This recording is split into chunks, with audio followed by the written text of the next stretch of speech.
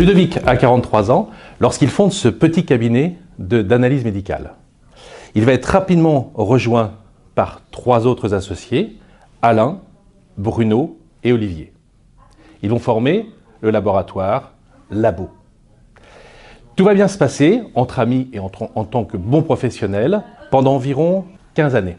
Ça se dégrade très sérieusement au moment du divorce d'Olivier, qui est obligé de céder ses parts. Les autres associés, essentiellement Alain et Bruno, vont se porter acquéreurs de ces parts et donc les 3 associés vont continuer quelques années dans ce laboratoire. Malheureusement, Ludovic va tomber malade et rapidement va décéder. Sa femme, Françoise, ne souhaite pas intégrer la société parce qu'elle ne sait pas gérer et en plus, elle n'est pas laborantine, donc elle ne peut pas exercer dans ce cabinet. À ce moment-là, les 2 autres associés n'ont aucune capacité financière à racheter les parts.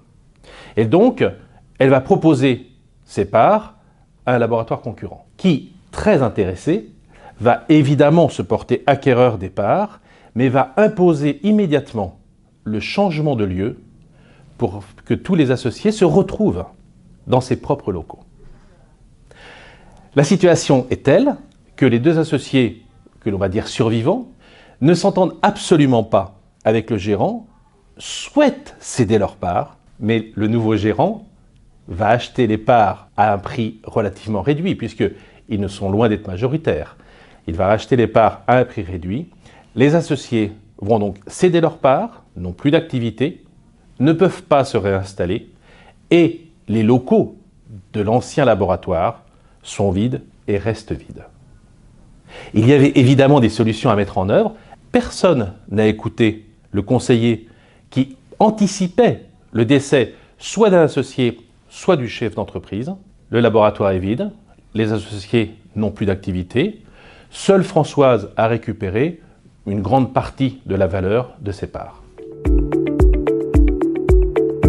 Il y avait une solution parmi d'autres. La solution à envisager, c'était simplement de souscrire pour l'ensemble des associés un contrat croisé. Chaque associé se garantissait pour la valeur de ses parts et les bénéficiaires étaient les autres associés. Au décès de Ludovic, il était garanti pour la valeur de ses 51% de parts. Les bénéficiaires étaient Alain et Bruno qui avaient la capacité financière de racheter immédiatement les parts de Ludovic. On protégeait ainsi Françoise qui était désintéressée de ses parts. Elle transformait les parts en liquidité. Dans sa succession, c'était tout à fait intéressant. Et les 2 autres associés devenaient majoritaires ensemble et pouvaient continuer à travailler, quitte ensuite à céder leurs parts dans quelques années au laboratoire concurrent.